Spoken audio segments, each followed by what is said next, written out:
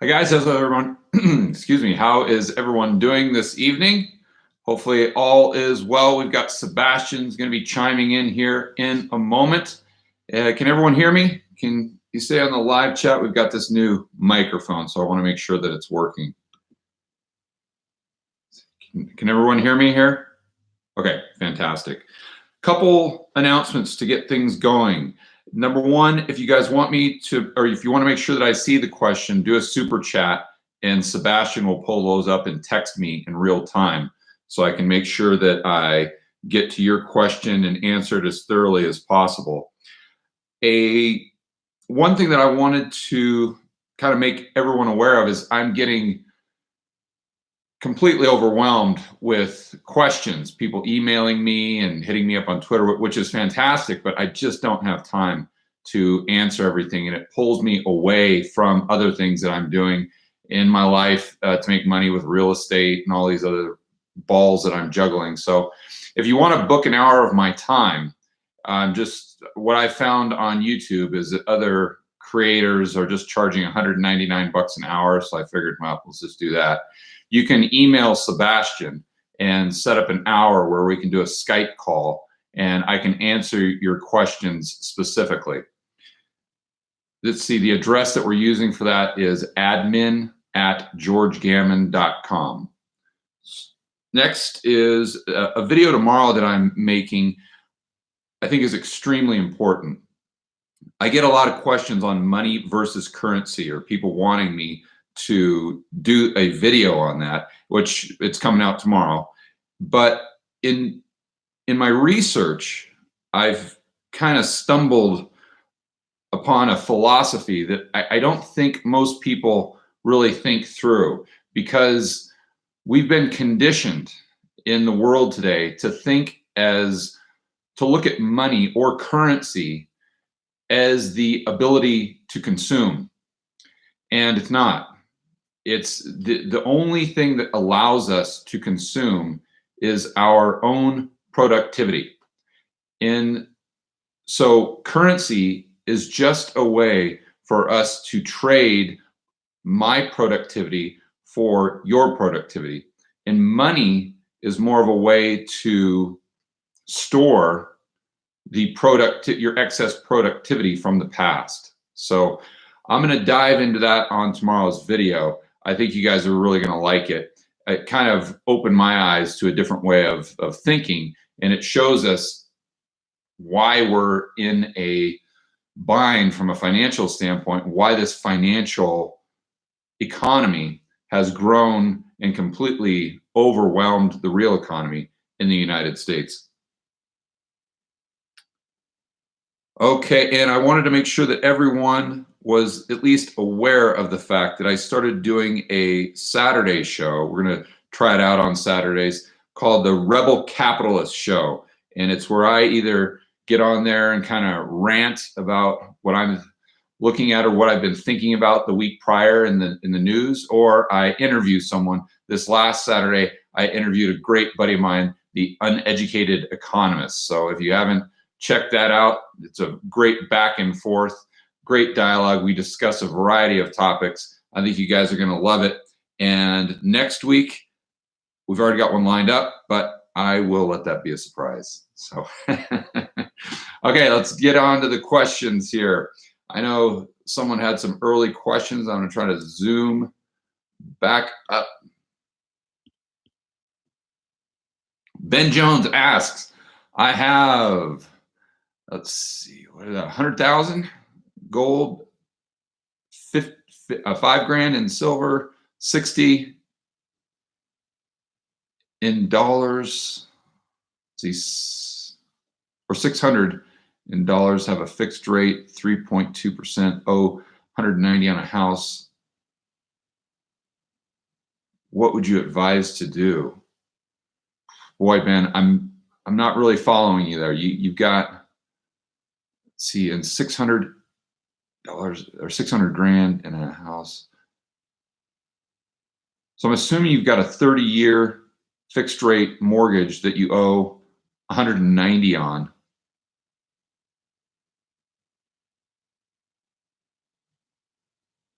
So I'm not sure what your equity is on that though.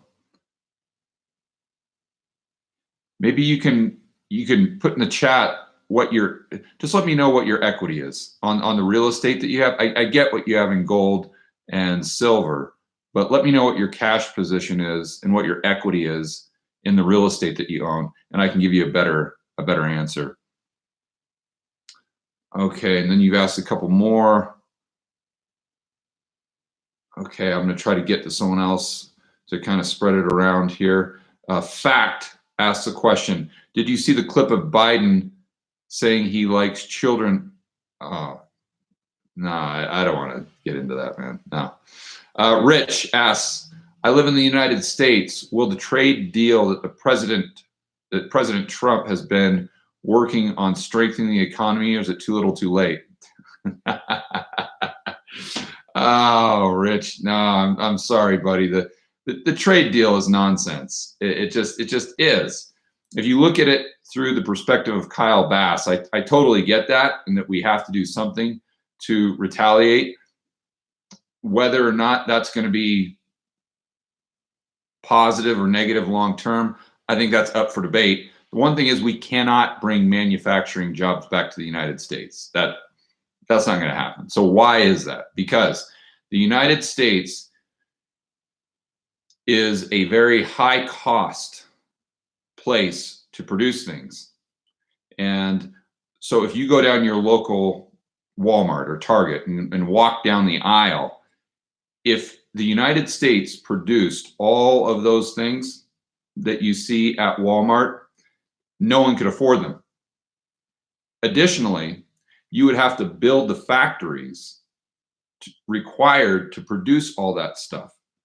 That would take 10 years, plus a massive amount of capital investment that no one in their right mind would do, especially if you've got a political environment that wants to potentially raise the minimum wage to $15 an hour or do whatever. I'm not going to say whether that's right or wrong. I for a variety of reasons, I don't think it's a good idea. But no one's going to set up a manufacturing plant in the United States to make plastic toys that you sell at Walmart. It's just not going to happen. So that's why, regardless of a quote unquote trade deal, we're not going to manufacture stuff or a lot of stuff in the United States. That ship has sailed. Okay. Let me go back to Sebastian here.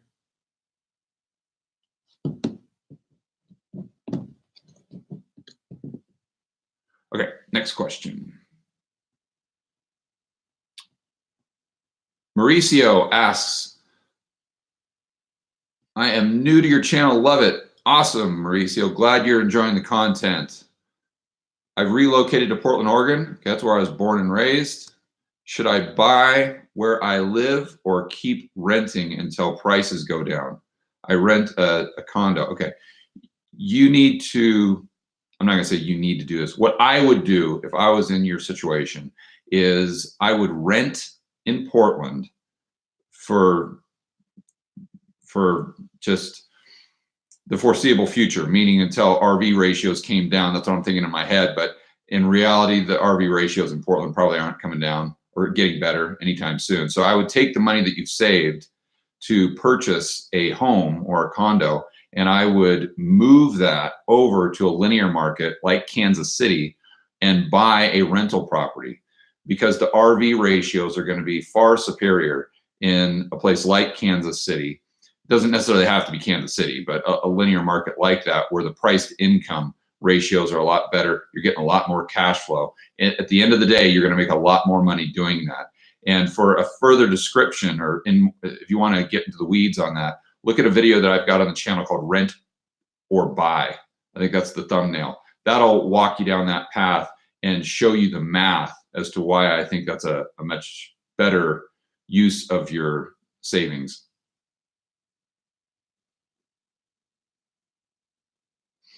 Okay, let's see. So we've got a couple super chats here. All right. Wally, thank you very much for the super chat. Appreciate it. And then we've got Kevin asks, Thanks for the super chat, Kevin. Thanks for being in the comments all the time as well. I really appreciate that. I always see you in the comments. And for the people who I see in the comments consistently, I always try to make sure that I answer your questions or at least respond to the comments. And one thing for everyone on the live chat here, just an FYI, I get so many comments that I can't respond to all of them, although I would like to. So what I do is when I first upload a video, usually around 7 or 8 p.m. Eastern time, Monday through Friday, I hang out in the comments for 30 minutes or an hour and try to answer every single comment that I can. So if you've got a comment on a video that you want me to respond to, try to do it within the first hour of me uploading that video, and there's a good chance that I'll respond. But going back to this, let's see, Kevin asks, with the Fed going from 35 billion to 120 billion in the repo market, do you see a melt up in the Dow and even bigger real estate valuations? I'm thinking that through, Kevin. That's a fantastic question.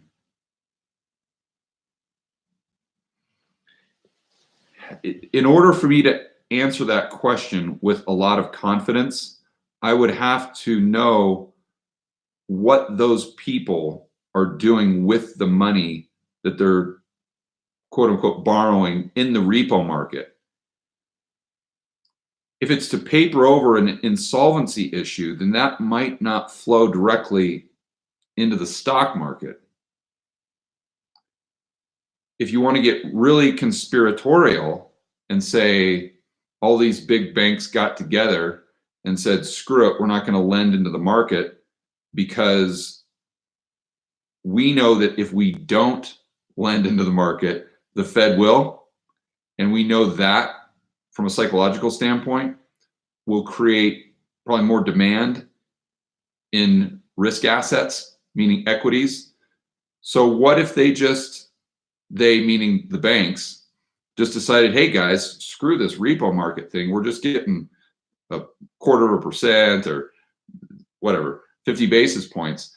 If we don't do anything, the Fed's going to come in there and provide all this liquidity. So why don't we just take that same money and buy the S&P, and that's going to drive it to all-time highs, and we're going to make a hell of a lot better return, and with maybe not less risk, but very little risk because they assume that they've got a Fed put. I don't know. I have no proof for that whatsoever. But I want to be clear. But that's just something that I was kind of noodling over this weekend. It's possible. So, and would it drive real estate? I don't know that the action in the repo market would have a direct effect on real estate valuations. Yeah, I'm not sure about that. But to drive the Dow up to 50,000, it's a possibility, and it's more of a possibility than I give it, 10-15%. It's that is real. But another thing that I want to mention is that the Dow can go to 50,000, and you can lose money, purchasing power. Everyone is so hooked, and I don't want to say brainwashed, but everyone is so is in such a rut, I think.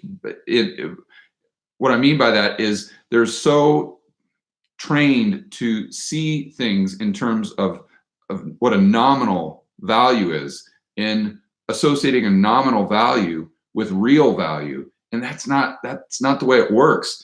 You could lose purchasing power and the Dow could still go to 50,000 because it could go down in real terms.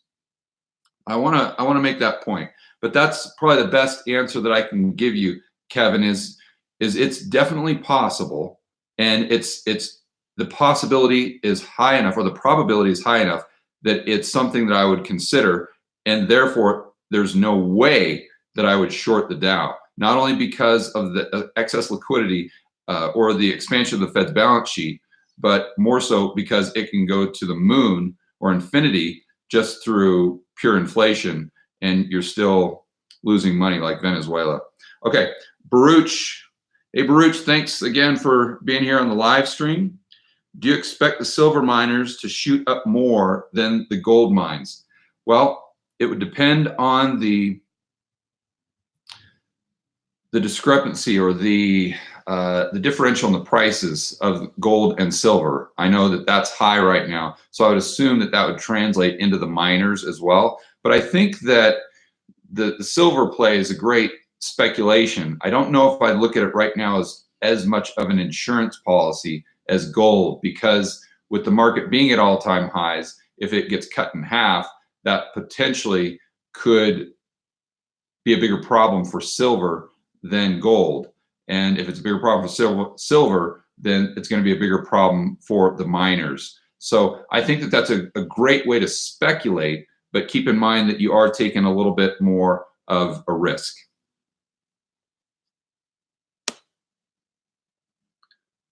Okay, and A.O. Hewitt, thank you very much for the super chat. And then we've got Jason, 7.3 Power Stroke Diesel fan. All right, cool.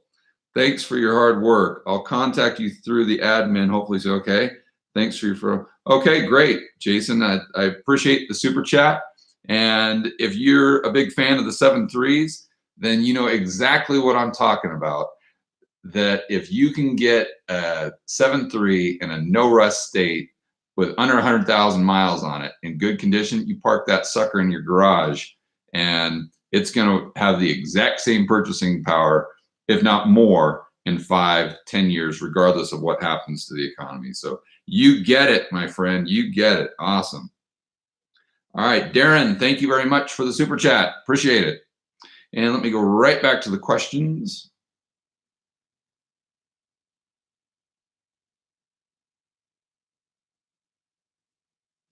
Okay, boom, bubble, bust, repeat. Thanks for showing up, buddy. I really appreciate that. I got to get you on and do one of these Saturday shows like the Rebel Capitalist show, like the back and forth, like I did with Uneducated Economists. That'd be great.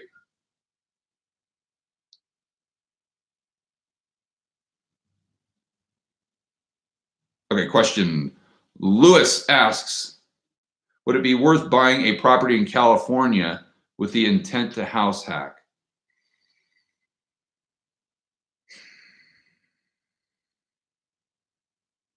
That's a great question, Lewis. I think house hacking is the way to go. If you're going to buy a house in California, boy, I'm so bearish on California. I hate to say yes, but I'm almost going to say yeah. Let me put it to you this way: if you can get a triplex or a fourplex where you're living in one unit and you're renting out the others, so that's house hacking. If you can get that with positive cash flow in California, yeah, and you can get it with a 30-year fixed rate mortgage, I would go for it. But that's the only way that I would consider buying real estate in California. Great question. Okay.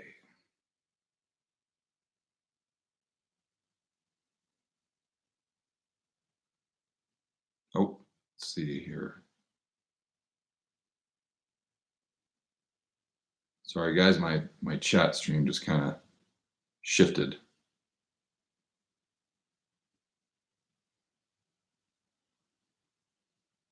Okay, Jared asks, short-term rentals, do you have any in places where long-term rentals don't have as good of an RV ratio? This is a really good question, Jared, and I'm in Medellin, Colombia right now. If you know anything about the market, it is on fire for short-term rentals, Airbnb. The returns that some of these people are making are insane, really just shocking returns. For my properties that I have here, I've shied away from that. Not that it's a bad idea. I just, for the way but I think the reason I have rental properties is not to just get a 30% return, although obviously I'd love that. For me, it's more of a passive investment. And if you're doing the Airbnb thing or the short-term rental, I don't know that that's going to be a passive investment. I think that's more of a business. And but if you could find a great property manager and they could manage it for you, then potentially it could be a passive investment. But it's just so hard to find a property manager that's decent enough to do long terms. Oh boy, that the short term, I just think it would be tough. So for me, it's not really worth the risk. But if you're doing it as a business, I think it's fantastic. I would definitely look into the short-term rentals. Or if you're house hacking, if you had a triplex and you wanted to rent out the other two units through Airbnb to boost your RV ratios, absolutely. I think it's a fantastic idea. Okay, let me go back to the super chats here. David, thank you very much. He says, you rock.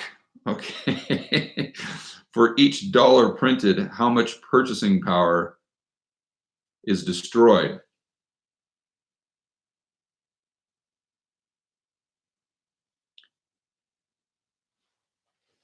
This is a great question, David. And it goes back to what I was saying at the beginning of the live stream, talking about tomorrow's video, where I'm discussing money versus currency and how both of those are just a reflection of what you produce.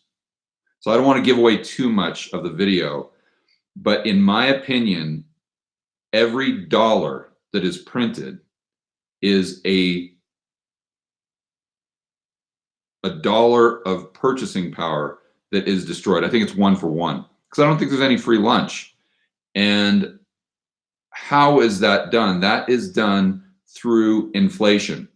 So every single time the Fed prints a dollar, they are stealing that dollar of purchasing power or that dollar of production from a saver. Whether that plays out in the short term, who knows? But in the long term, it has to happen that way because all we're doing is trading productivity. So I think it's a 1-to-1 ratio. And for more on that, make sure you tune in tomorrow to the video. We'll tease it that way. Going back to the questions.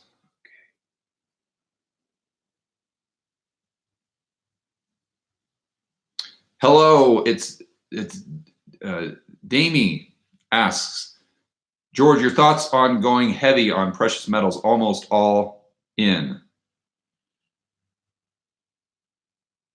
Is investment properties going to crash?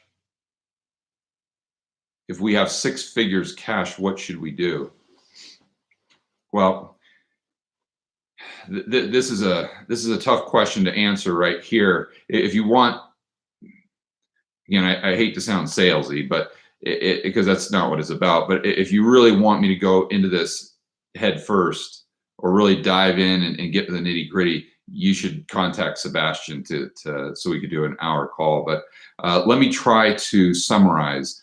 I would not go all in on precious metals because there's an opportunity cost in the sense that you're paying storage, there's carrying costs, and it's not paying you to own it.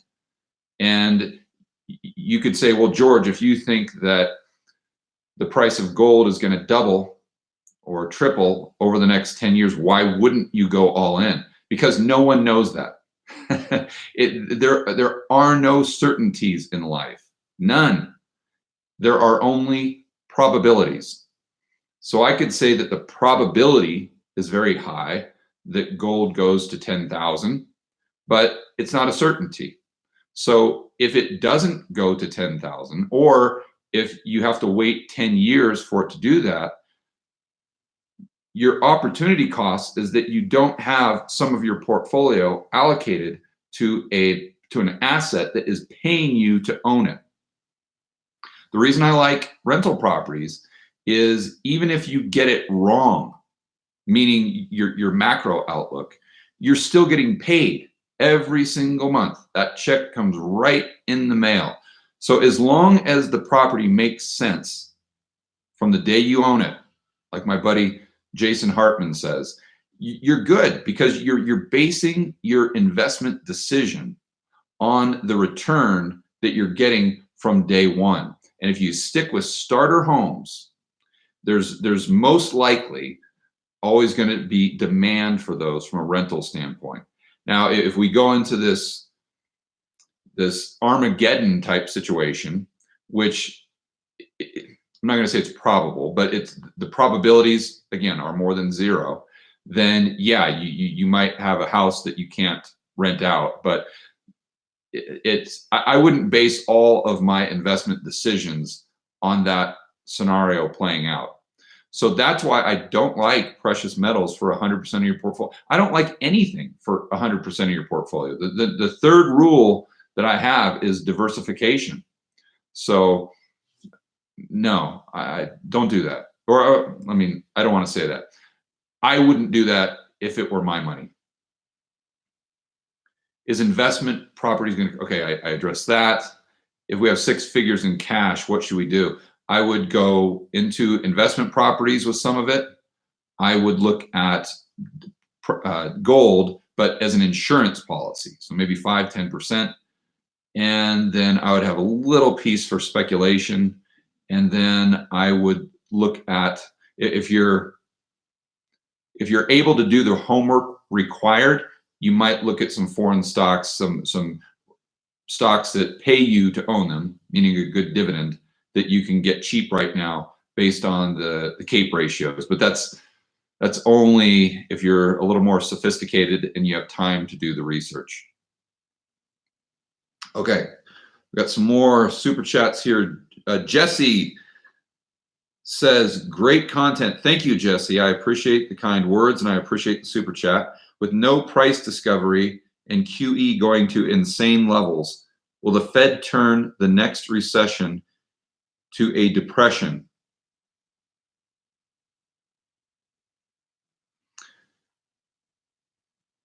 That is my base case, Jesse. Going back to the game of probabilities, I think that's the highest probability, and I don't want to say that lightly. That is, hopefully you can tell I'm kind of trying to think through that and use the correct words. I don't want to be hyperbolic, but I do think that the next recession/depression is going to be far worse than 2009. Why do I say that? Because the debts are so much higher. And I think that the reason when we go through the business cycle, the ups and downs, the booms and busts, the crashes that we've had, when these bubbles burst, that the Fed inflates, they get worse and worse, is because there's more damage that can be done because more of the economy is reliant on those asset prices and debt. That's my rationale. That's why I think the probabilities are high that it's going to be a lot worse. Does it take the form of a flat out deflationary depression like the 1930s? I don't know. It very well could take the form of a 1970s type of inflationary recession or depression where we're getting 10, 20, 30% annual inflation. So prices are going to the moon, but in real terms, the assets are going down. So you have negative real GDP growth, although nominal GDP growth is still positive. Okay, going back to the super chat. Acme Jetpack, and thank you, my friend, for always commenting. I always try to make sure I reply to your comments as well. Uh, okay. So he doesn't have a question, or he or she doesn't have a question. More of a statement. I guess I'll read that. It says George is tall, intelligent, and successful. I probably just agree with the tall part. I hate that guy. Don't tell him I said that. That's funny. Thanks for the comment. I really appreciate that. That's good. Patriot. And Patriot always is in the comments as well. Thank you. Asks, the US will go Mad Max, or how bad will it get? I don't know if Mad Max, I wouldn't go that far, although it could get really bad. And I don't want to discredit people that think that if the grid goes down, we're going to have real problems and we could go back to a bartering system. I don't think that would last long, but for 6 months or a year, I totally get that argument. But what I would do, I think what is a little more probable, is if you go back through history, there are countless countries who have gone through what we could potentially go through in the United States. So as an example, if you think that we're going to go through inflation of 30, 40, 50% per year, look at Argentina. That's exactly what happened. That's what's happened there several times. So I'd say, well, how does it look or how did it look when that played out in Argentina? If you think the probabilities are higher that we go through a 1930s type depression, I would look at history and say, how bad did it get then? What were things actually like? If you think that we're going to go through a hyperinflation, I would look at Venezuela right now. And I would ask myself, okay, what is it really like in Venezuela? And then you'll know that's what it would most likely look like in the United States. So instead of trying to speculate on how things may look, I would just consider how things have played out in other countries that have experienced that throughout history. And it's just, there's plenty of examples, that's for sure. Okay, John asks, if socialists enact their nefarious agenda, would you consider abandoning all your dollar-denominated assets and citizenship? That is a good question, John. And actually, that's another thing that I've been noodling over this weekend. The way I have things set up right now is I do a 50-50 split. So I know some of you know that, others might not know that. Because I spend so much time out of the United States, I don't have a lot of bills that are denominated in US dollars. But I like to keep an even hedge because my main objective with my portfolio is capital preservation. Although I try to get good returns, obviously, but it's more about maintaining my purchasing power for the rest of my life. So if a quote unquote socialist gets into the White House and things start playing out that way, I don't know. I don't know that I'd want 50% of my net worth in a political jurisdiction where there was a tax on wealth. And as far as citizenship, I'm already taking those steps. I haven't taken steps to renounce my citizenship. I want to be clear, but I've taken steps to get dual citizenship, to where I have another passport. So if it does hit the fan in the United States, I've got a plan B. I've got options. And in my opinion, there are no downsides to having those options. So just to reiterate, I would definitely take some dollar chips off the table if that pans out. And I would sleep much better at night knowing that I'm taking proactive steps to get that second passport. That's for sure. And that's why the third rule of my investment philosophy is to not only diversify your portfolio, but diversify your political risk and your currency risk. Hey, Wally asks, can you do a video on money velocity? Yeah, I can, Wally. I'm not sure when that'll play out, but I'm sure I'll get to it. Just as a quick reminder, or just a Reader's Digest version, the inflation rate has to do with two things. Not only the money supply, but also the velocity of money. So how fast that money circulates within the economy. If you print $1 trillion and just put it under your bed, that's not going to create price inflation. Now, the Austrians would define that as inflation of the money supply, which I would agree with, but it's not going to create price inflation because all that money's under your bed. But when that money gets out into the economy and it goes from one person to the next person, to the next person, and it starts happening faster and faster, that's what creates that price inflation. And so that said, there is the possibility to have price inflation without an increase in the money supply, so long as velocity increases. So there's two parts of that equation, and that's something that Friedman, he's one of my favorites. That's something that he got a little bit wrong. He thought velocity was consistent, and we know today that that's not true. Okay, back to the questions here. I'm going to try that strategy where I go to the bottom so I can stay up with your guys' conversation. Mark asks, how is changing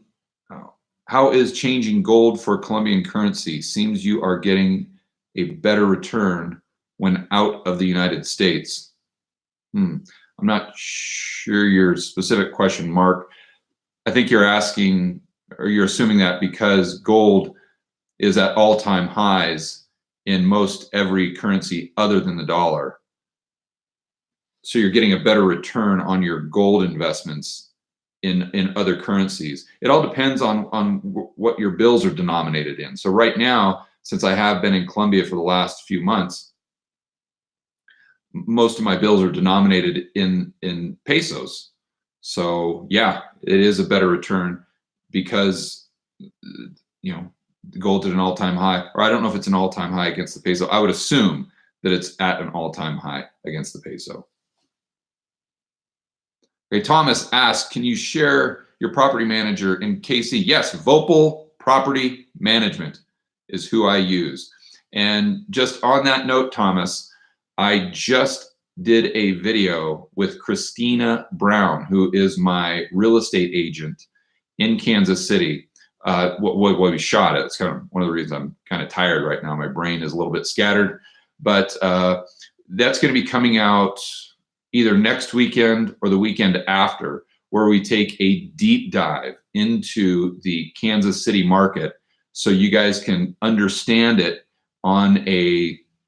almost on a street by street basis. Of course, we don't cover the entire county or the entire area, but we get hyper focused on the areas where I personally have rental properties. So stay tuned for that one. I think you're really going to enjoy that.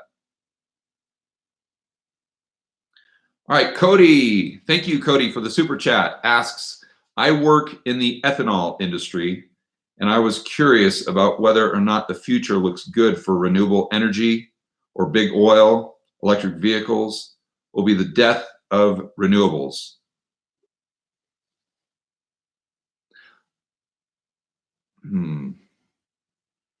So I don't know a lot about oil other than what I hear on Macro Voices, which is a fantastic podcast. If you guys are not listening to Macro Voices, you need to start right now. So there's a few things going on there because you've got shale introducing a lot more supply into the market, but those reserves get depleted a lot faster, as I'm sure you know. So at a certain point, the supply is going to go down dramatically, which all the pros that I listen to, especially like Art Berman, and if you're not following him on Twitter, I'd strongly suggest that. But his long term for oil is much higher. Long term meaning 10 years. As far as electric vehicles being the death, and electric vehicles will be the death of renewables. I'm not sure how you're coming to that. I'm not sure exactly what your question is there, Cody. I apologize, but my answer is I would agree with Berman because he knows a hell of a lot more about it than I do. That in 10 years the price of oil will be higher. Between now and then, though, there could be a lot of additional supply coming to the market, and I wouldn't bet on it. Okay, John, thank you very much for the super chat, John. Appreciate it. Okay, and then now I'm looking at your question here in the comments. Cool. John asks, I think I forgot the message. Okay, yeah. If we got rid of fractional reserve banking, how would the government expand the money supply? You could only expand it through gold, because the price of gold, or excuse me, the amount of gold grows at a consistent rate per year, or it has throughout history, which has been very consistent with the growth of population. But that goes back to trade deficits. Oh, I lost the question. Okay, sorry about that, John. It goes back to the trade balance. So if you're exporting and creating more stuff, then the value of that, or the prices within the local economy should go up if everything is tied to gold. But I want to be clear that, and to research that, John, just look at how the world worked prior to 1971. And that's, of course, when we went off the gold standard. But I want to be clear, because I personally don't think that the government needs to expand the money supply. This is something that I kind of changed my thinking on this a few years ago. But the only reason that the government needs to expand the money supply is so prices won't go down. But I don't know why that's bad, because the only way that would be bad is if it would create less demand in the economy. And just because prices are going down doesn't necessarily mean that it's going to create less demand. I do not buy into that Keynesian. I think it's a complete myth that if we were in a state of deflation, a healthy state of deflation, that consumers would just never buy anything because they'd always just wait for prices to go down. I think that's complete nonsense. Like, do you wait to fill up your car with gas because you think prices might be going down? Do you wait to buy food because you think prices may be going down? No, there's some risk assets like a house that you might wait and hold off, maybe the stocks. But just what we buy in the real economy, you're not going to wait. If people waited to purchase something until prices went down, we wouldn't use credit cards, right?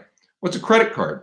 It's saying that you want something right now so bad that you're willing to pay much more for it on a moving forward basis just to get it right now because of the interest rate being so high. So if people were really that price sensitive, and then there would be no credit cards. So I just don't buy into that. So my takeaway answer is that I don't think we need to expand the money supply. But in order to do that, wages would also have to be flexible, and that would really create a lot of problems. You'd have to get rid of the minimum wage, which I think would be a good idea. So you'd have to do a lot of things. It's kind of unrealistic, but as a thought experiment, I think that we should just have a fixed money supply.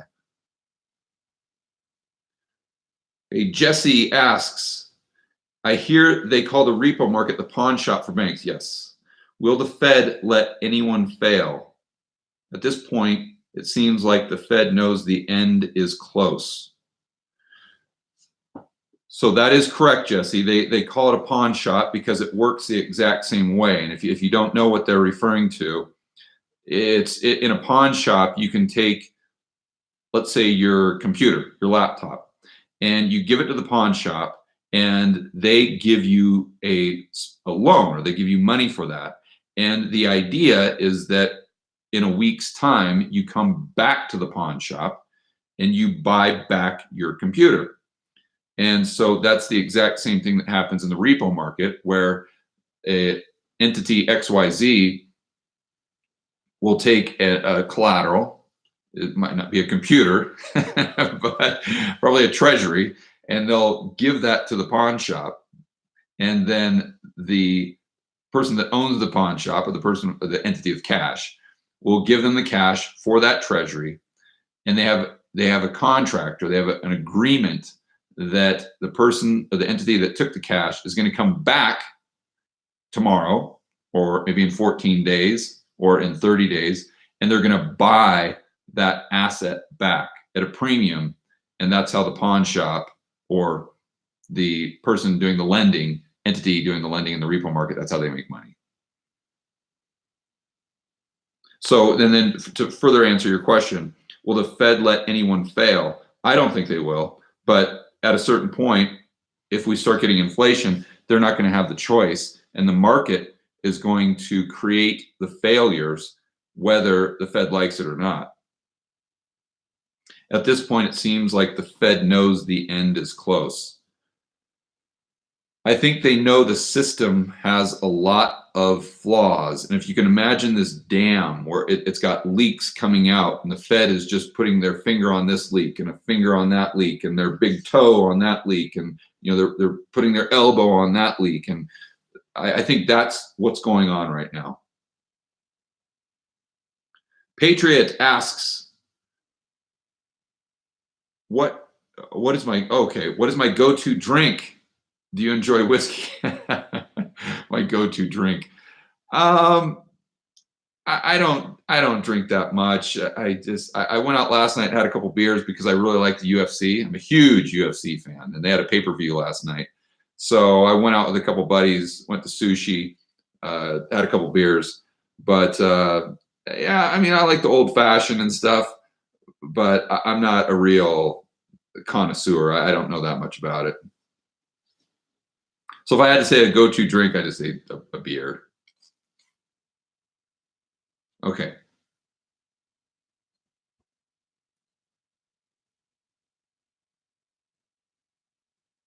And if you have a question, guys, make sure that you're starting the comment with question in capital letters, please, so I can get to it really fast.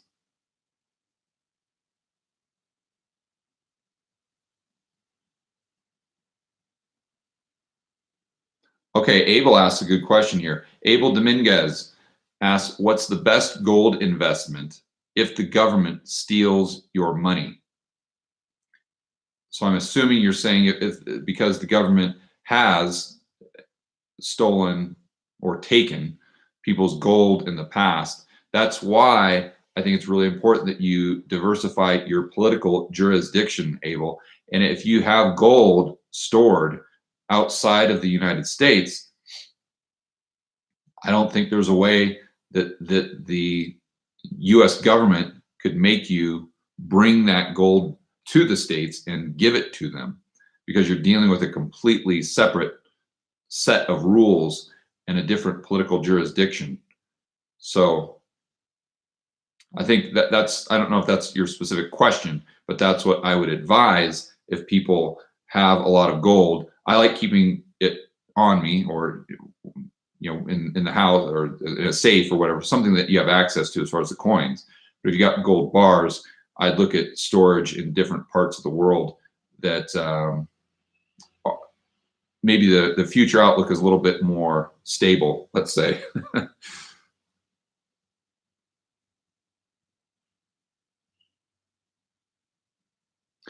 Okay, Wackarian asks, do you think assets will drop in value and then rise as the Fed creates inflation when the recession starts?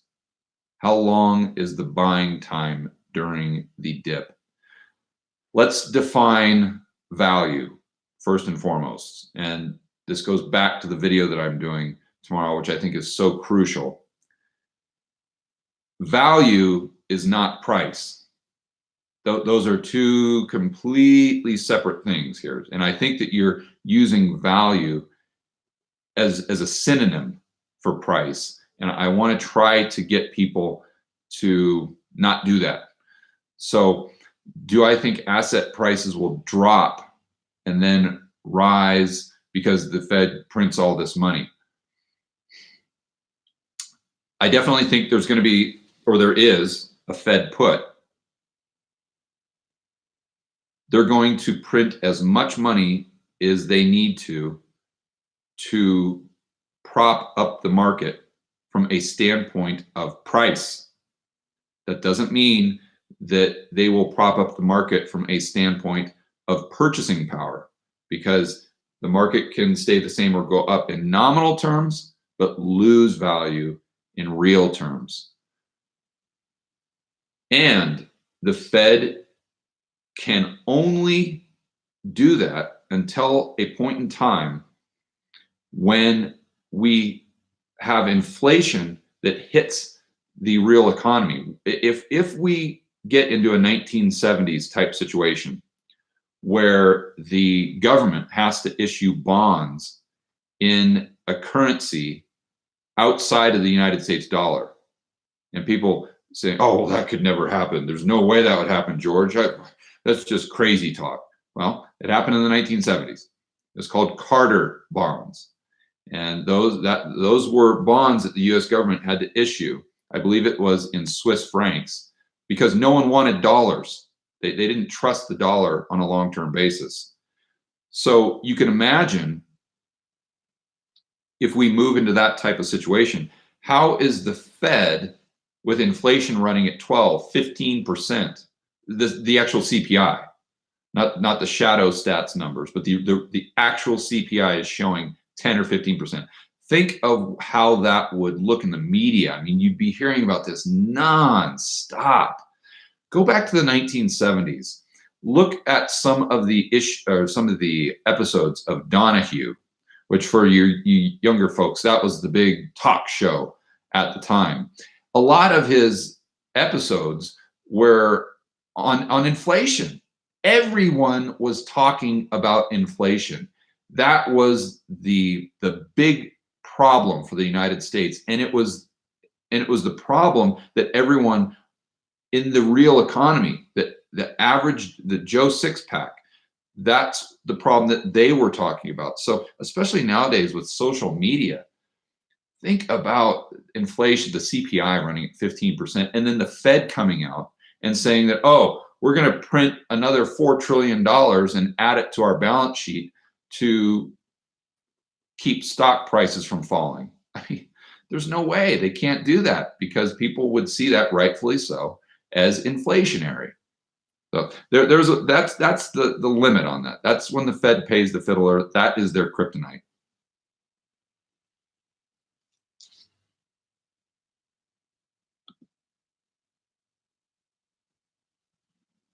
Okay, B asks, Goldman Sachs. Moving on here. Goldman Sachs charges effective price of silver long-term, short-term? I'm not sure. B, I'm not really sure what your question is. I'm not sure what the abbreviation RICO charges. I'm not sure.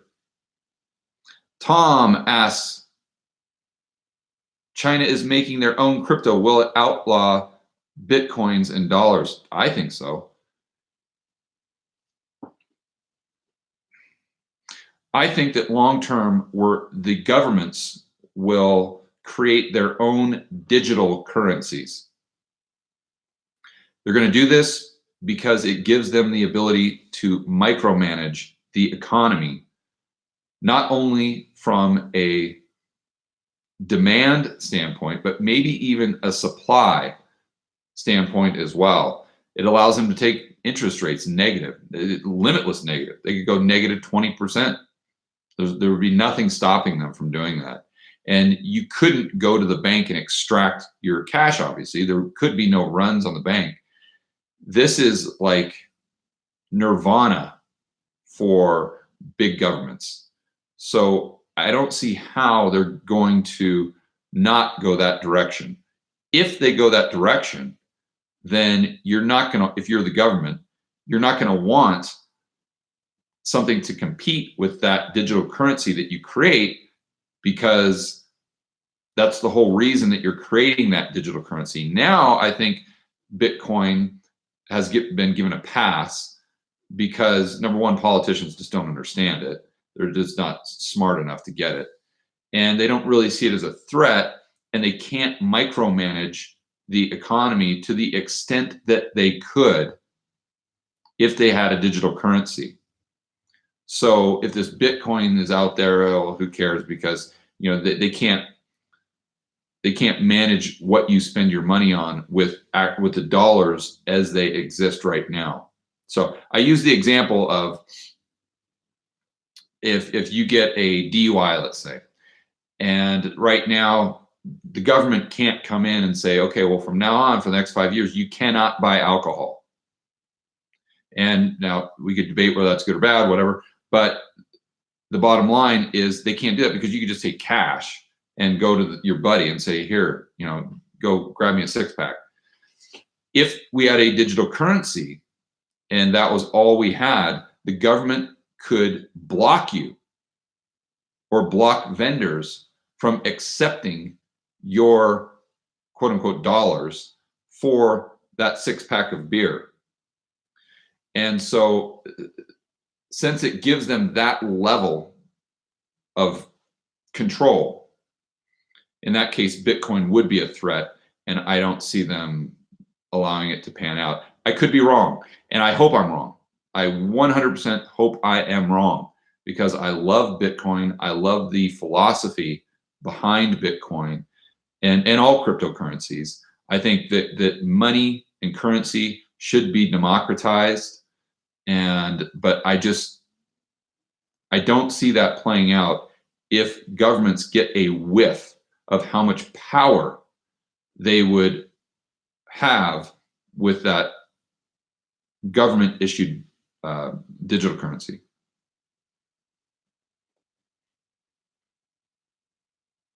Okay, Chris asks, aloha from Hawaii. Investment condo, okay. Is the housing market at a peak? Should I sell or hold? Same thing I tell everybody, Chris. I would take that equity out of a state where, like Hawaii, which is extremely cyclical, and I would put it into a linear market where there's a lot less downside. Akmar asks, if you were offered J-Pal's job, would you take it? If so, what would be your first actions? I'd have to go Jim Grant. Jim Grant was asked that, and he said, yes, I'd take the job, and then the first day I would fire myself. So that's exactly what I would do. We don't need a Fed. Think about how much better the world would be without central banks. And I know if we just transition to this new world overnight, it would be complete chaos. I'm not naive, I get it. But if we were on a gold standard where the money supply was limited, could just print currency units out of thin air, not just from an economic standpoint, but a standpoint of war. How would we go to war? The only way countries could go to war is if they taxed their citizens. So the citizens would have to say, yes, I'm all for this war. Let's do it. Let's go kill people that we don't even know. And here's the money from my savings account to do that. When we're not on a gold standard, or when we've got the Federal Reserve there to just conjure up currency units, then the US or any country can just, oh, let's just go attack those people. Let's attack those people. Let's just do this. Let's impose our will on anyone. And if they don't like it, let's just go kill them. Well, that's only possible because of central banks. So if we can get rid of, not that we could, but if you get rid of central banks from the equation, if you limit the size of government, that pretty much solves every single problem that you could think of. Okay, Jesse, thanks for the super chat. Jesse, if China, if you are China, why not take out a massive 10 trillion loan in US dollars, buy gold to create a gold-backed currency? That would screw the US.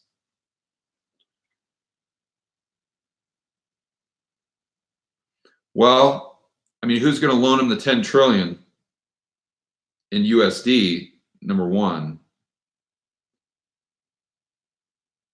But why wouldn't they just print the money to buy the gold, to do the gold-backed currency?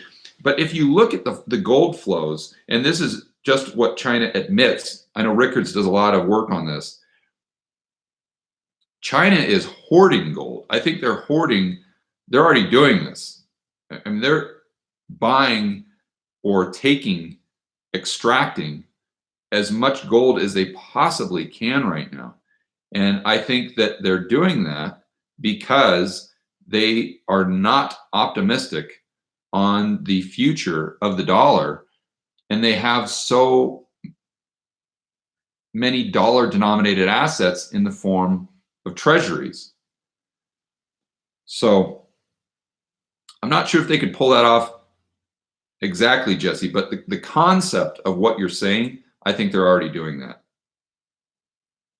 All right, Joseph, thanks for the super chat. Joseph, don't forget about gold bullion backed crypto. Yes, I know.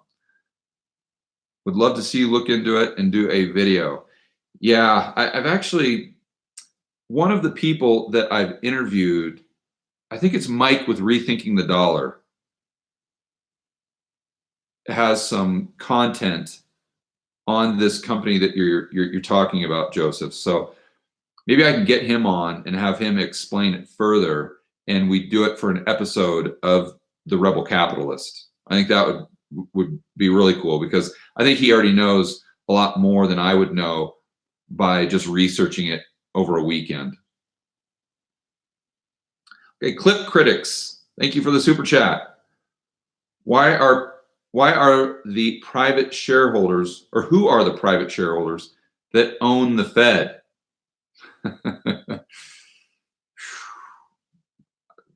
I don't know if we want to go down that rabbit hole. Short answer is I don't know. I don't know. It's a complete scam. It's a way to steal wealth from the citizens. It's a way to create war, like I said earlier. It's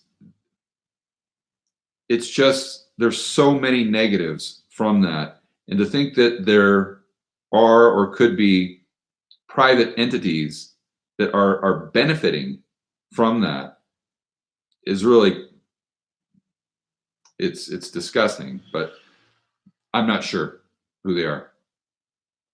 Ian asks, Fed pumping hundreds of billions of dollars into the repo market on a daily basis, but why doesn't the balance sheet rise accordingly? Because, Ian, their repos, so again, going back to the pawn shop analogy, some of the entities that are selling their collateral to the Fed, therefore the Fed increases the balance sheet because they're printing that money to buy that collateral or loan it, however you want to look at it.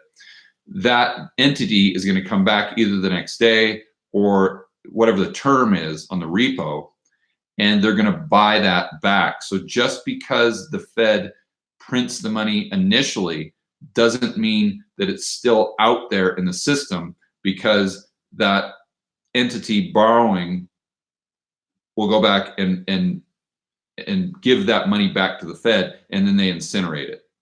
So the reason their balance sheet is going up is because in the repo market, they're not just doing repos, but they're actually buying assets and keeping them, which aren't repurchase agreements.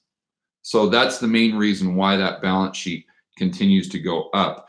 And the longer they extend the term repos. So if they're doing term repos of 6 months or 9 months or maybe a year, I don't know that they've gotten there yet, but if they go that direction instead of term repos for 14 days, then of course the balance sheet will grow and grow and grow and grow. But that's the short answer as to why the balance sheet of the Federal Reserve does not increase with the exact amount of money that they're printing to go into the repo market. Okay, Rob says, good job, George. Thank you, Rob. I appreciate the kind words and I appreciate the super chat. Okay, Remco asks, how did the money printing of the 1930s perform while they were on the gold standard at the time? Because, are you talking about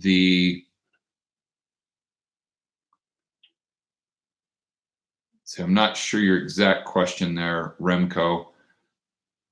They confiscated the gold. I mean, that's so if they have more gold reserves, then they can technically create more money because they have more gold reserves. So I think that's kind of what you're asking. Okay. Blake asks, what would you do if you were supreme leader of the US? I would fire myself. There is no supreme leader. We the people are this is a bottoms up. That's the best way to quote unquote manage an economy is by individuals making their own decisions without the restrictions of the federal government. That's the best way. That's the best price discovery. That's how resources are going to be allocated in the most efficient manner. We don't need supreme leaders, but I get what you're saying, because you're saying, if I could just wave a magic wand, what would I do?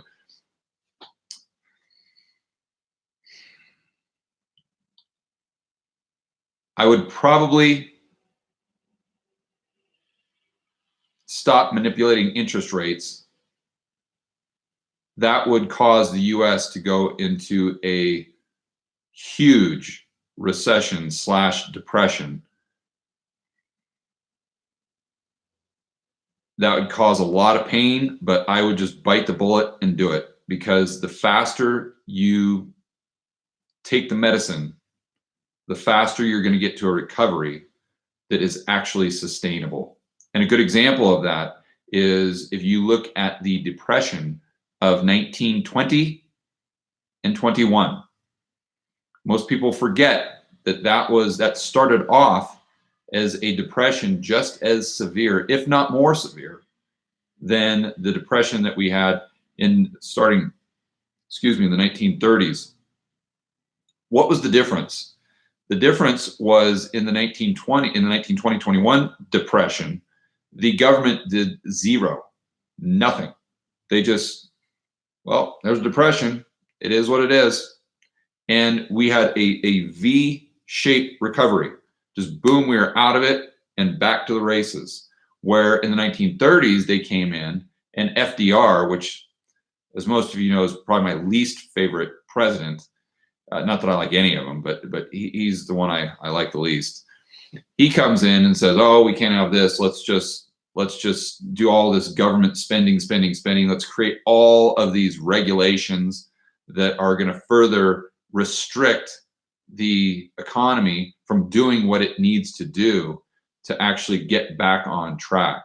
And that's why, in my opinion, and the opinion of a lot of others who are a lot smarter than I am, FDR actually extended the pain of the depression a lot longer than it had to be.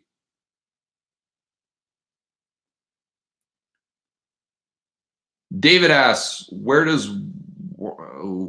questions are moving on. Why does Warren Buffett, why does he not like gold? He said gold just sits there and does nothing. Why does he not like gold? I could get into some really deep reasons why, but I think just on the surface, he doesn't like it because it doesn't pay him to own it. So he could take, I think the example he used is if you took all the gold in the world, you'd have this big cube that all you could do is look at it and stare at it. But you could take that same amount of money and buy all these companies like Exxon and all these companies that would actually produce cash that you could compound. So my short answer there is because he is looking at gold as an investment. Therefore, he's comparing it to other investments. That's not the way you look at gold. It's gold is insurance. If he were to look at gold as insurance, which is so ironic because he owns insurance companies. So you'd think that if anyone had an appreciation for gold as insurance, it would be Buffett. But that's why, because he's looking at it as an investment, not as we look at gold. And that's as money and as a store of the purchasing power that you have created through your production. And on gold, I just noticed that. If you guys can see right here, those are gold rails that I have in the little closet area where I do these videos. I haven't just had time to set up a little studio, which I'm going to set up. But so in the interim, I just go into my guest bedroom, and that you can see. Obviously, it's not real gold, but we just use gold as a finish when we did the remodel on this apartment where I live in Medellin. So on topic there, you can see the gold for the gold question. Robert asks, interest rates up, rents up, even if wages are flat and can't afford it. So if interest rates go up, excuse me, does that mean that rents go up? Not necessarily. No, I don't think there really would even be a correlation there. I'm just trying to think that through. I mean, maybe there could be an argument for if interest rates go up, that means that investors have to pay more for money, so they're not getting as high returns. They got to jack rate, they have to increase rents. But I wouldn't make any investment decisions based on those two having a causal relationship. Okay, we got tons of questions now here. Oh shoot, let's see. Sorry guys, I'm losing my place here again.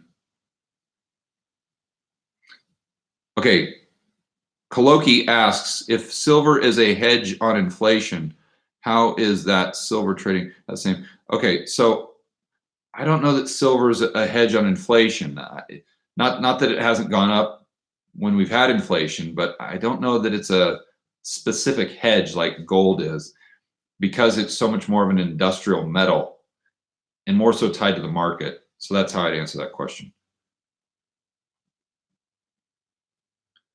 Okay, K-Rock says, will gold go down in the next, I lost it.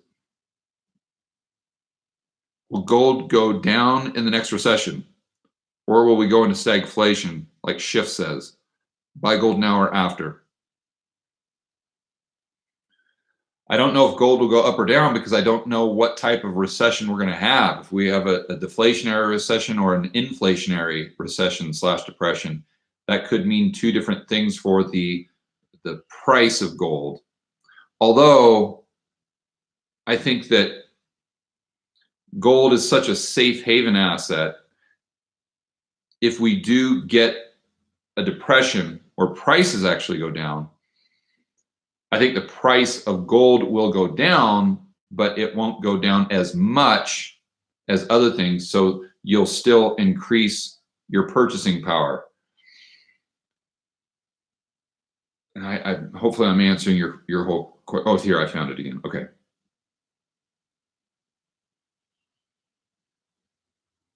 I lost the question. Sorry. So hopefully that answered your entire question there.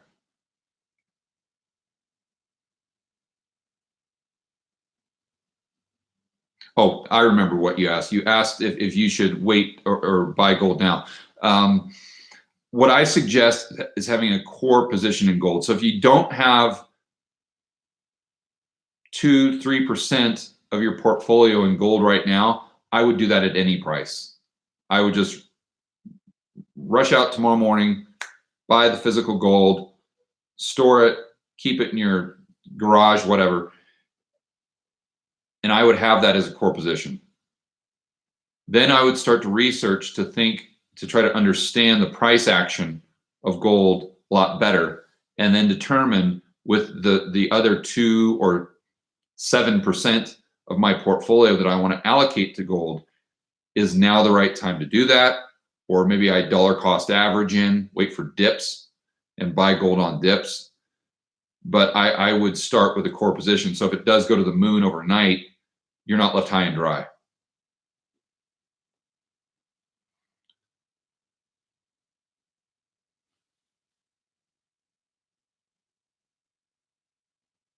Okay. Questions are moving pretty fast here. Let me.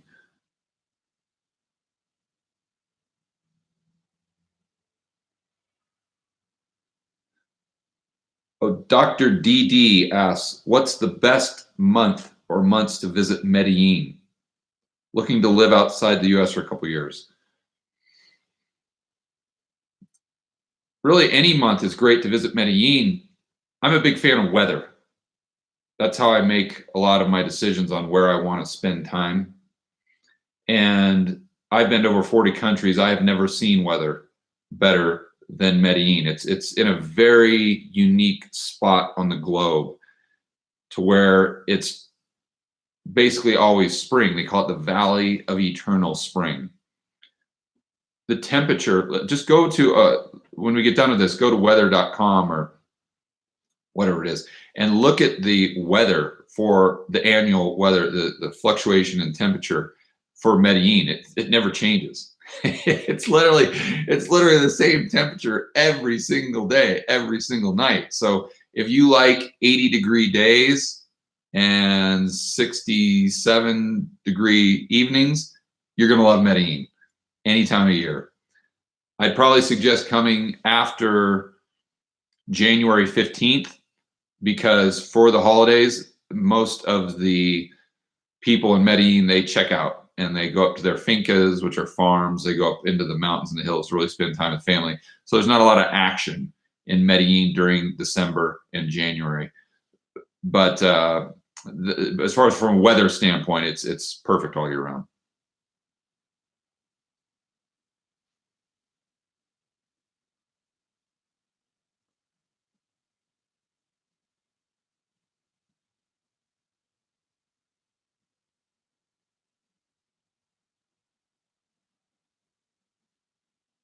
Okay, Adam asks, what do you think would be a wise percentage of my investable money to save versus put into equities right now, considering the current economic environment? If you're talking about U.S. equities, I don't know if I go into U.S. equities right now, Adam. Unless you're really good and you know how to execute a long short strategy, that's the only way I'd go into equities right now. But I hate to even suggest that, because that's a pretty sophisticated way of doing things. But that's the only way that I would go and play the market right now, is with a long short strategy.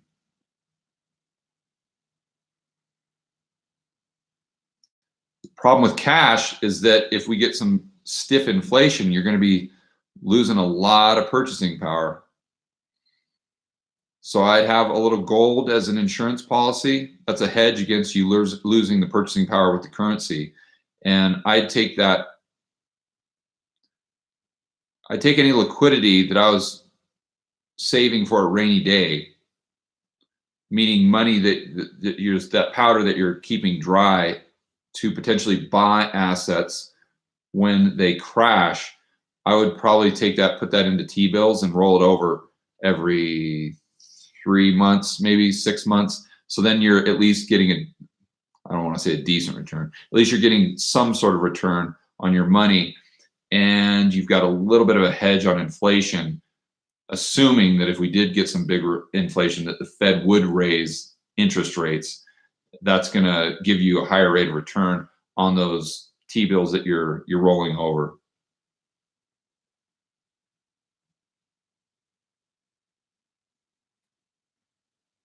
Okay, so I think we're caught up on super chats. Oh, we just got one here. So Sebastian, if you're listening, I'm looking at Fabiano's super chat right here. You don't have to text it to me. I'll go ahead and answer it. Fabiano, thank you very much for the super chat. Is it possible someday you can explain the euro-dollar market, Jeff Snyder?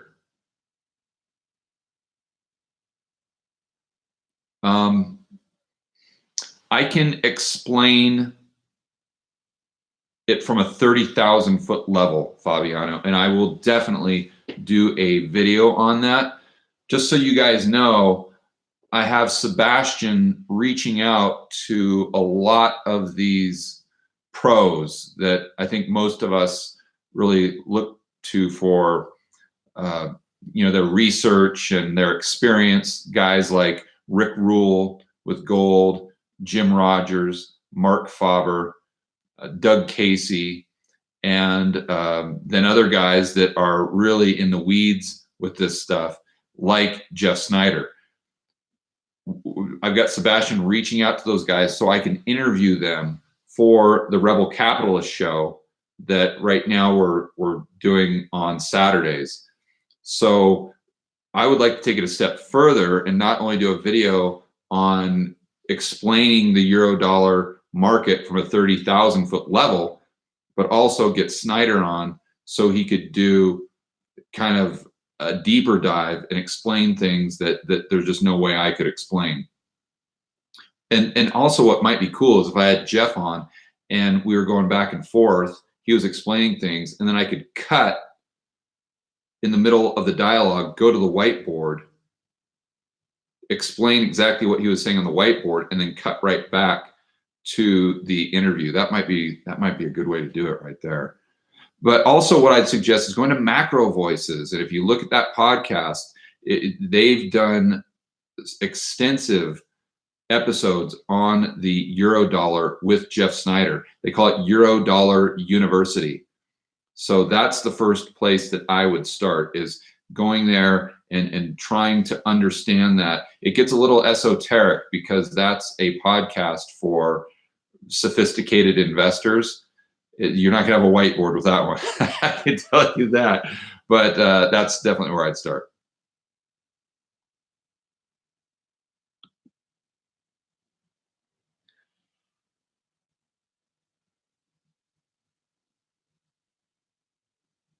Okay, Bollinger asks, how do we realistically overthrow current monetary policy of the Fed, central banks, a decentralized democratic governance based on blockchain could be a start. Stocks are not a joke.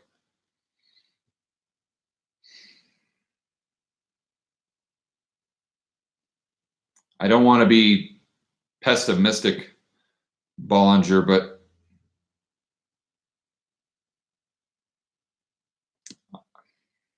I don't think that's going to happen. I don't think there's anything we can do. I think what you can do is, because what you're talking about is you're talking about personal freedom and liberty and making sure that you have that you control not only your own life, but the life and kind of the path of your family, which obviously that's the most important thing. And as human beings, that's the central driver is family and your own personal well-being and you taking action based on your own interests. So I think that's really that's why a decentralized governance is a lot better. So taking it that direction, there are a lot of things that you can do, maybe not to overthrow the government and the Fed, but to increase your freedom so you get the same effects for yourself, for your life, and for the life of your family. And that's why, going back to rule 3, I say you got to diversify your political risk and your currency risk. And so you can start by getting a bank account overseas. If you have some flexibility, you can maybe get a residency. You can start working towards a passport. If you are able to get, let's just say we could wave the magic wand and give you a passport today, so you had dual citizenship. Well, in that case, you could spend maybe 6 months out of the year in Medellin, and you could spend another 6 months out of the year in Montenegro or Croatia or other places that have an extremely high standard of living, that are just gorgeous and are a lot less tied to the shenanigans of what is currently happening in the developed world. And you can just unplug. And in that situation, you're not a tax resident of any country. You're more of a tourist.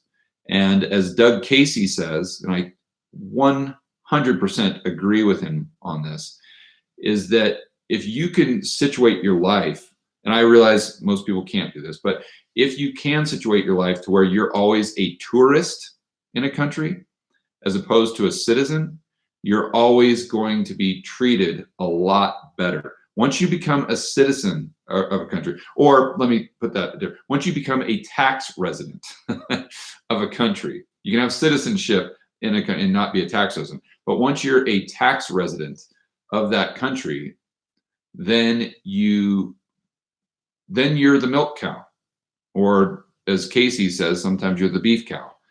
But if you situate it to where you're always a tourist, you're always going to be maximizing your liberty and your freedom. Okay, we got some super chats here.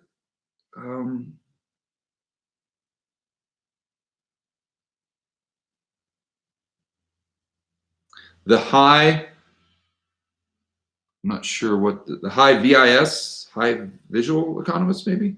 No question. Just thank you very much for the super chat. I appreciate it.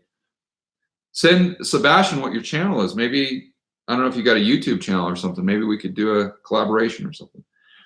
Okay, and CFK, thank you for the super chat. I have paid off a rental. Awesome.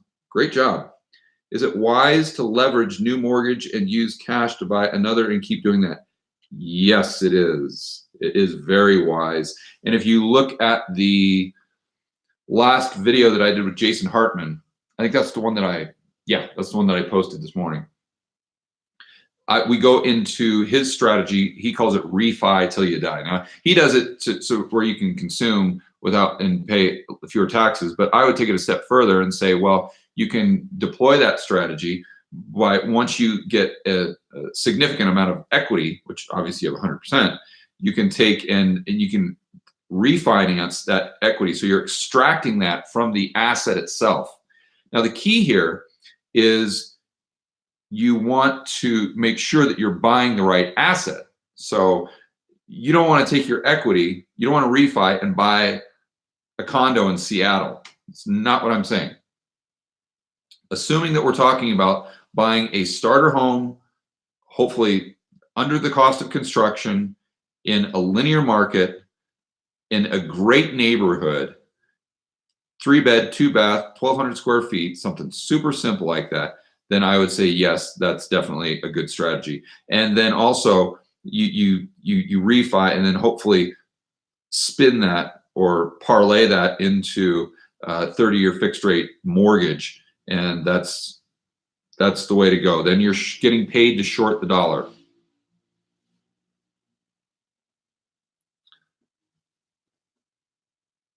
Okay, the high visual or high vis economist asks, have you checked out Strategian YouTube channel? No, I have not. Would be an excellent rebel capitalist guest. I really enjoy the videos. Okay, yeah, I'll definitely check it out. I get a few suggestions on people to check out in the YouTube space that are kind of the same mindset, and I do check them out. So I'm trying to create a network or an online community with all of you, with the viewers and the people out there with the same mindset, that see the same things that I see, and that guys like this, maybe this person sees, or the uneducated economist. I'm trying to create a network that we're all together, and we're making each other better with our content to better inform you guys, so you can make better investment decisions, and that you can build wealth and thrive in a world of out of control central banks and big governments. Right? And for those of you who don't know, that's the tagline for my YouTube channel. So I'm definitely working on it. If you guys have any suggestions of YouTube channels that you think would be a good fit for that network, then definitely email them to Sebastian. And so the email that Sebastian set up, just as a reminder, for those of you who want to book maybe an hour of my time or have suggestions, that's admin@georgegammon.com. Tommy boy, yeah, my buddy Tommy boy. I want to first and foremost thank you, Tommy. I'm not sure if that's your real name. I doubt it. But for all the comments, and it's just, it's really awesome. You're there on every single video. You've helped me out a lot, given me some great suggestions on the content, and I really appreciate it. So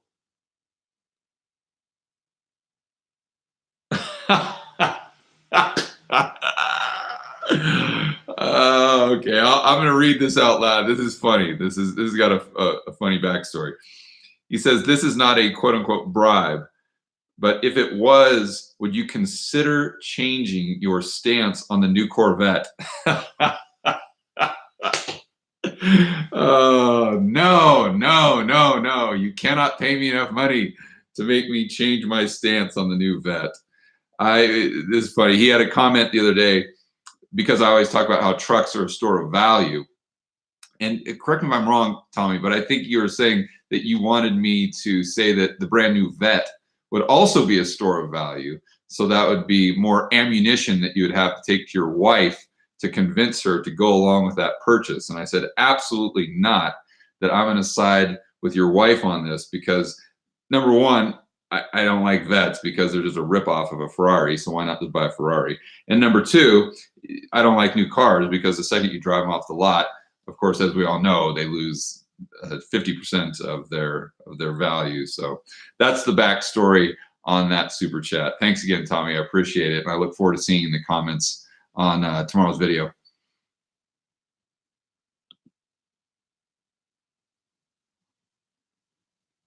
Okay, Drody asks, hi, George, with 20K to invest, any rental investment opportunities in Medellin?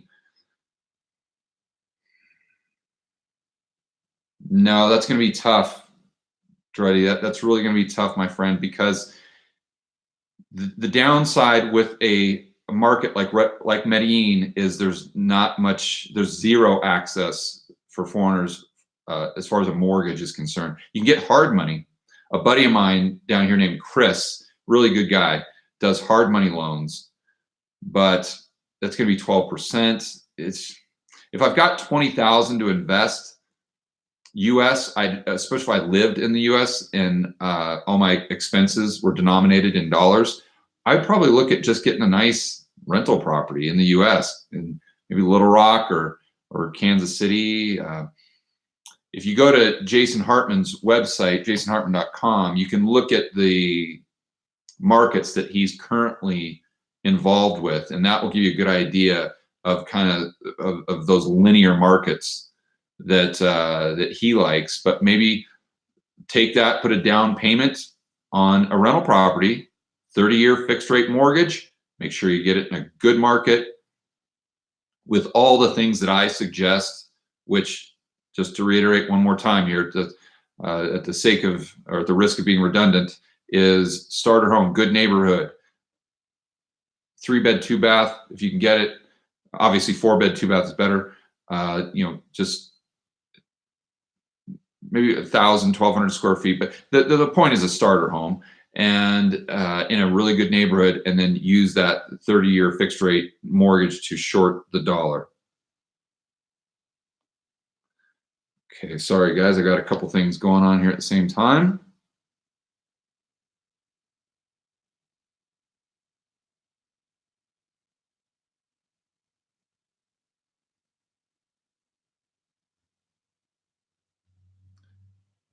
Sorry guys, I'm losing my place here in the chat. Let me.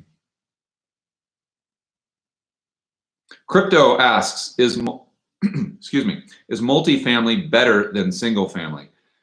It's not better, it's just different. So I get this question a lot because I always talk about single family, and I want to be very clear that I think house hacking is the best financial decision anyone can make, especially for young people, especially for the average Joe. If you are able to offload your living expenses to someone else and then use that money that you would have paid to a mortgage or to rent and invest it, buy gold, buy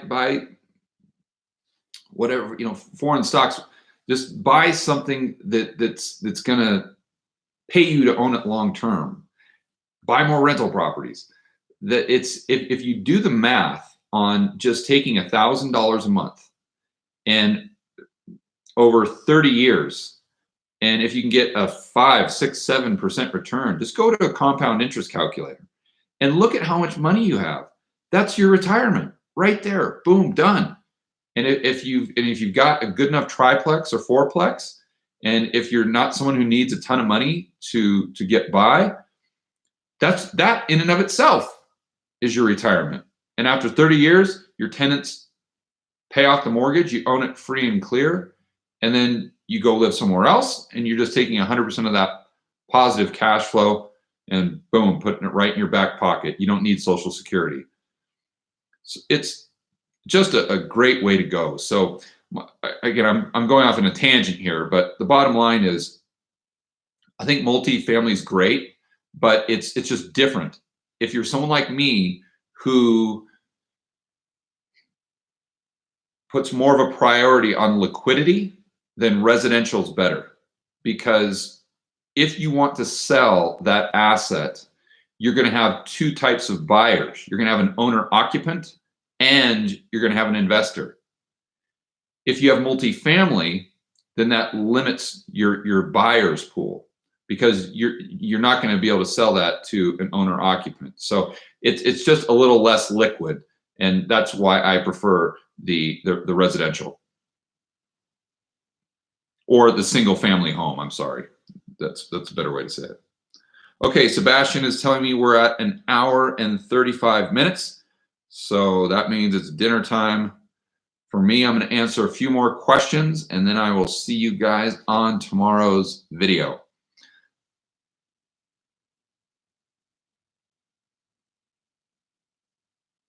Okay, so let's see. Akmar asks, do you have an opinion on Ron Paul? I sure do, buddy. He's an American hero. I always talk bad about politicians, and rightfully so, but that excludes Ron Paul.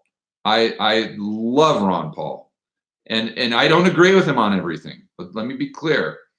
But I mean, talk about someone who had a belief system, a moral framework, and stuck to his guns.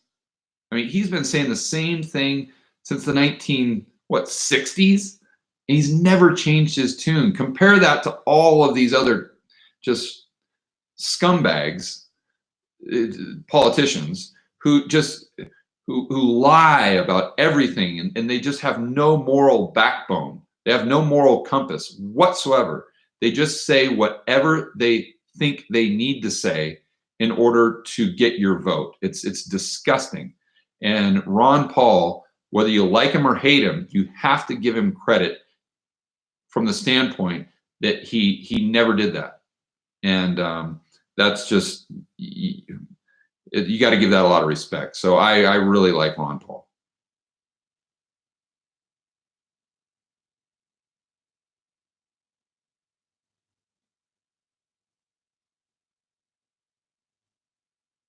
Okay, a lot of these real estate questions, guys. I'm going to try to.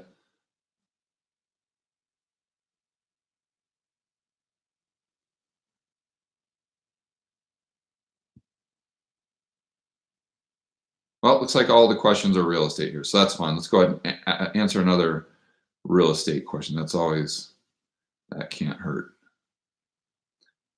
Thomas asks, what would cause you to sell a cash flowing rental property? Well, you get a socialist in government. I don't want to.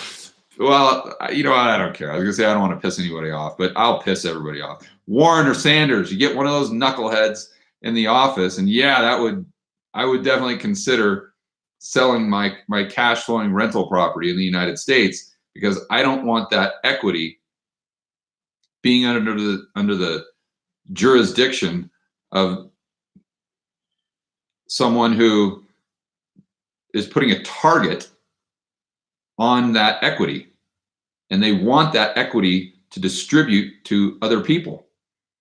So that would cause me to sell a cash flowing property. Basically, it's if you have a better opportunity in another place. So if you're making 8-10% on your cash flowing rental property, but let's say you move to Colombia and you own your property outright in the States, let's say you can get 150 grand for it, and you come down to Colombia, you spend a couple of years here, and you're like, wow, I could get a 20% return if I buy something in Medellin where I'm living, and there's a place right next to me that's for sale, and I could do Airbnb there.